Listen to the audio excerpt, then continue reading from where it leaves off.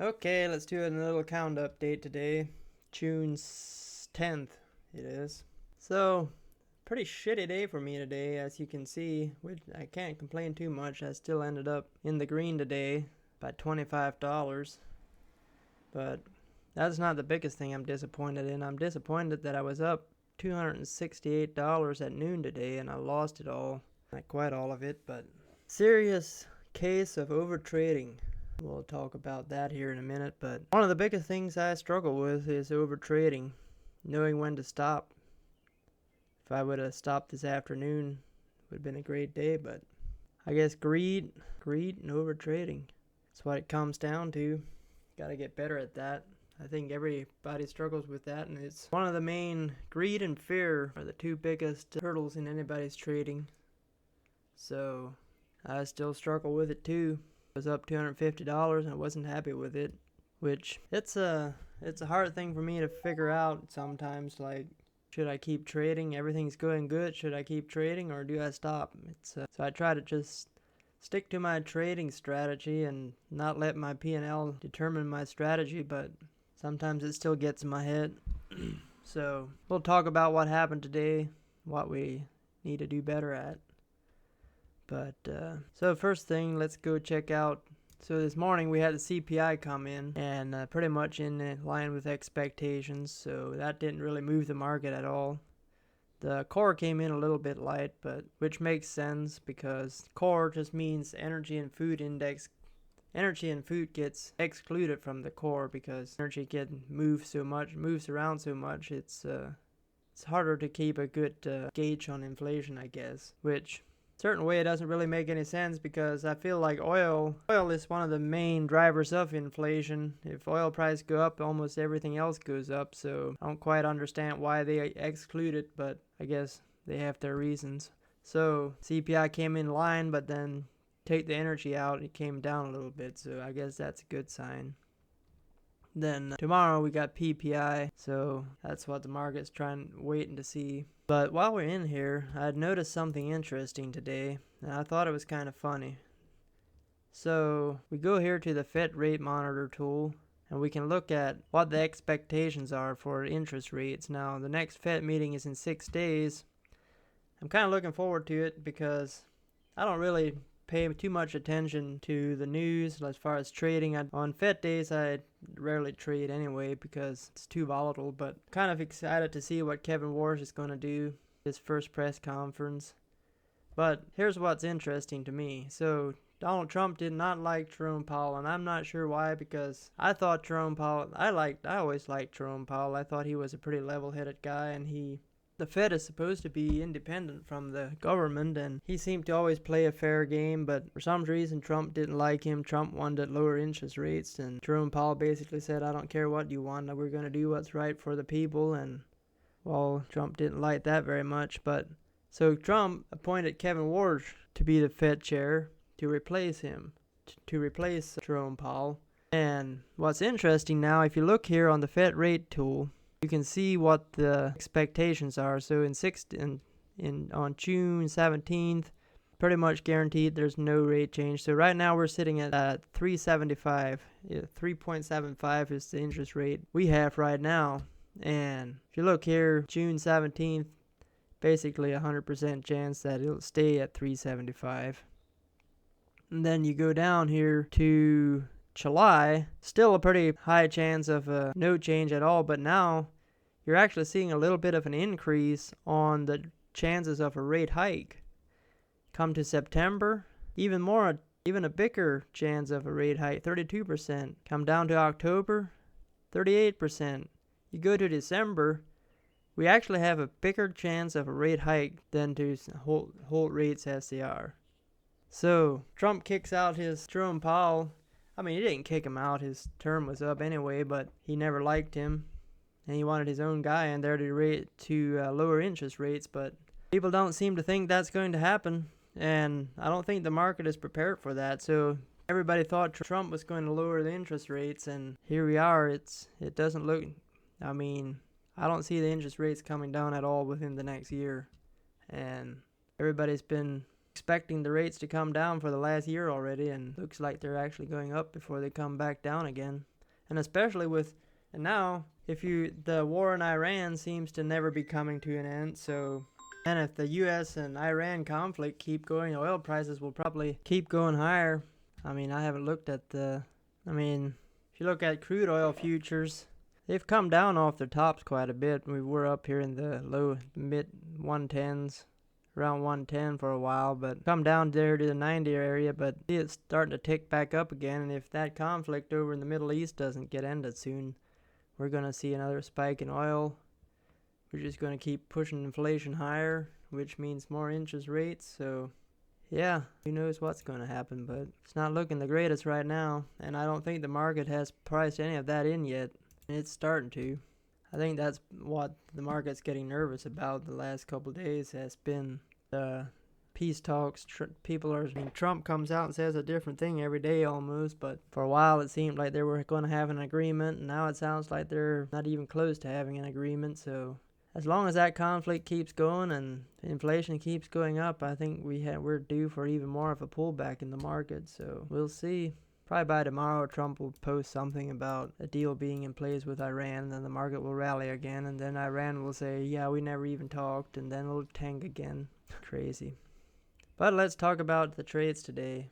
So yesterday I said we might see an inside day today, and that's what happened. So anytime we have an inside day, always a little more tricky. So what I mean by an inside day is when this day's candle is entirely inside yesterday's candle. That always makes for a little bit more tricky trade, but as you see, the SPY pushed this morning, came up and tapped yesterday's close and got rejected. If we go to the 15-minute, this morning looked pretty good actually. We tried to get over it, but couldn't get over it, and then we just drifted the rest of the day back down here. So you could have taken a trade up here off of this recheck, but I don't like to. I would rather wait for this bottom to break or it to bounce off of here. So what happened was I was ready for it to play a bounce play today. So I was watching for Microsoft or Palantir were my two top watches this morning, but they didn't give me. So let's mark off yesterday's low. Go to the 15-minute. They shot up through there, and the first 15-minute candle was right on that edge, right by yesterday's low is right here.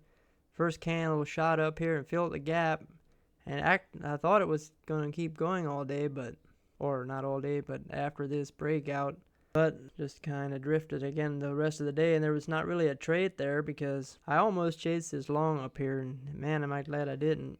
Because this was some nice volume coming in and filled the gap, tried to push above it, got smacked. And there was not much volume on this down push, so couldn't really short that. It just drifted all day, but now we're right back down to this low, so Microsoft is still going to be on my watch for tomorrow.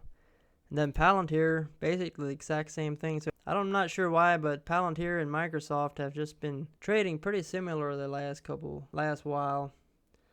And they're both still in interesting areas where we can watch for them tomorrow. But let me show you what I was watching today. So Apple, after Microsoft and Palantir, I saw those had gotten away. I wasn't going to get that. I switched my focus to Apple. I had Apple on my watch list too because let's go ahead. We mark our yesterday's low, come over here. We had nice support here, or resistance turn support. But the best one I like coming all the way over here, this all-time high area. So anytime you have all-time high area, especially two of them, so we had here and right here, very good support levels. And then yesterday we came down and tapped it. This morning we turned it to 15-minute. We came down and we tapped it, and so this was the first 15-minute candle. So I saw that and I was like, okay, I need to get long. I waited for this pullback. I entered Apple longs here. Which was a great entry. Actually, I think I entered by this candle already. I got in a little early, so it pulled back. I was in the red for a little bit, and then it just kept going up all day. And if I would have held my position and put my stop loss here, I would have had a great day. But I didn't.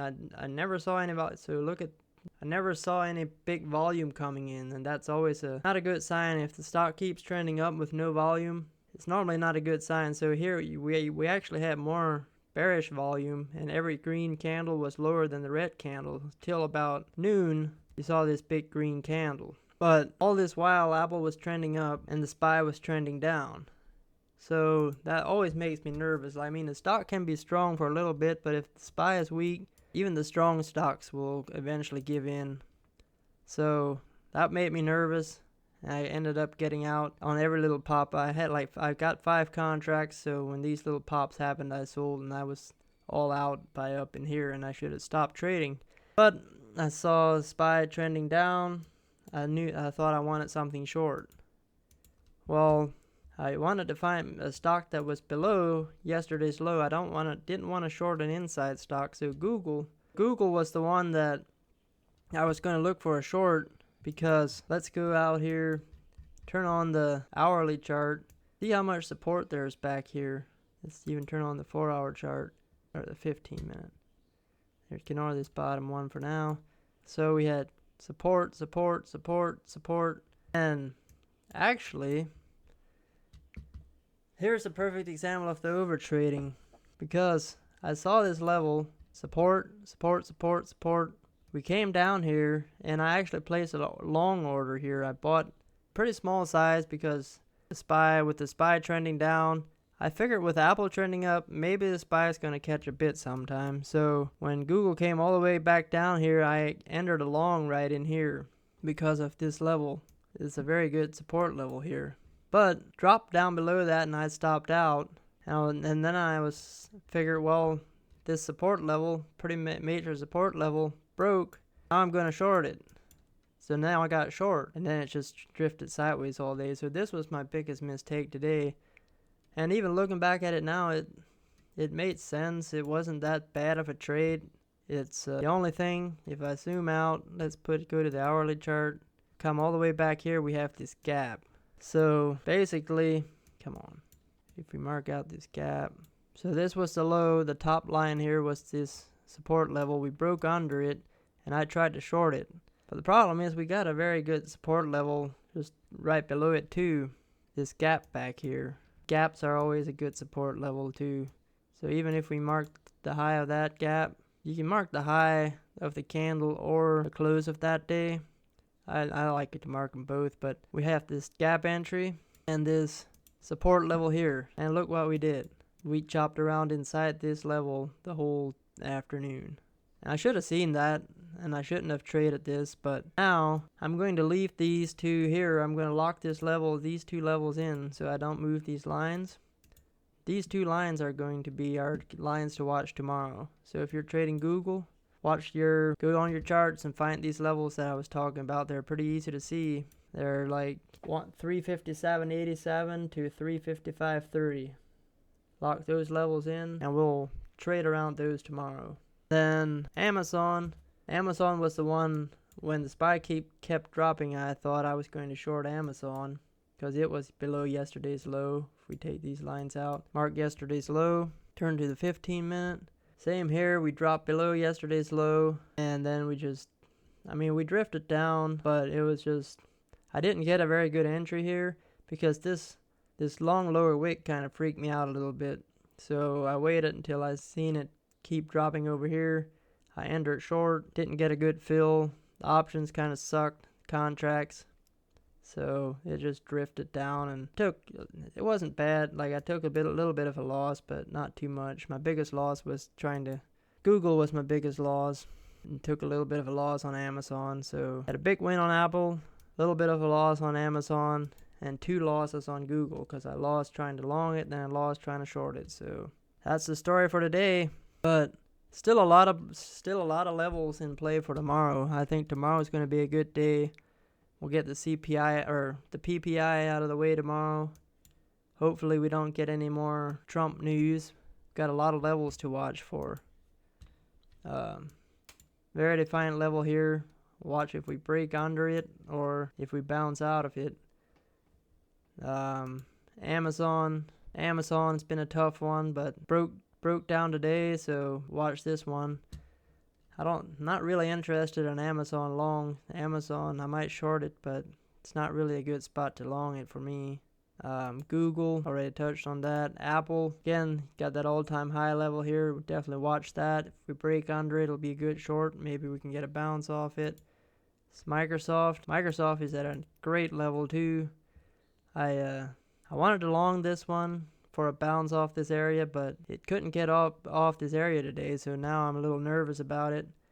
So if we crack below today, so we double bottom today. If we break below that tomorrow, I think we got a quick move down, about $5 move down to 392. So watch for a Microsoft short. Palantir, it's gonna be tough shorting Palantir. We got a good supply zone down here. Hood tried to make a move today, couldn't. So Netflix, I almost forgot about Netflix, but Netflix I think is gearing up for a move. I don't know which way yet, but 1, 2, 3, 4, 5. We have had 6 inside days on Netflix now. That's insane. So we'll see. Gonna keep this on watch. One of these days we're gonna break out of this range. If we go to the hourly chart, we've got this. It's about a $3 range, but you could almost play this range out, but I don't like playing ranges. If somebody likes playing ranges, this would be a good one for you. But the day this one breaks out, either up or down, I'm going to be on that. Nvidia, this one has a major level down here, so watch for a break of this level or maybe a bounce. Tesla looks weak, very weak. I don't trade much Tesla because the options are so expensive, but I might have to keep my eye on that one. VIX volatility index, I haven't talked much about this, but I usually watch the VIX. I don't trade much based on the VIX, but it's a good indicator. If the VIX is going higher, it's a volatility index is what it is. So when the VIX is going up, usually means the SPY is going down. It's not exact, but it's like an indicator basically. So I like to look at that, but an inside day there too, which makes sense. AMD is looking really weak too. I wish AMD would do a stock split or something. AMD used to be my favorite stock to trade, but now it's so insanely expensive that AMD is going to come fill this gap, I think.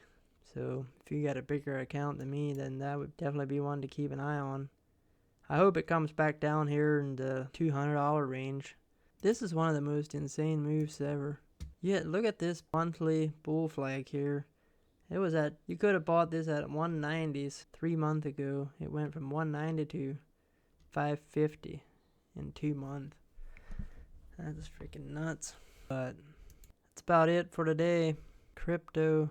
Bitcoin just doesn't want to break under the 60,000 level. I mean, I think it's still going to, but keep hanging out right here at the 60,000. We dipped under 60 for a little bit, but I'm waiting for one more capitulation down move on crypto, and I'm going to start loading up on some of these. I think it wouldn't be a bad idea to buy some now, but I'm going to wait a little bit yet. Ethereum doesn't look too strong. XRP, can't wait to see XRP back down in the 50-cent range. 65 cents, 70-cent range. If XRP comes down here, if it gets down to 30 cents, I'm going to back the truck up and buy me a lot of this. But if it comes down to 60-cent range, I'm going to start buying some. But I feel bad for all the people who chase the hype up here.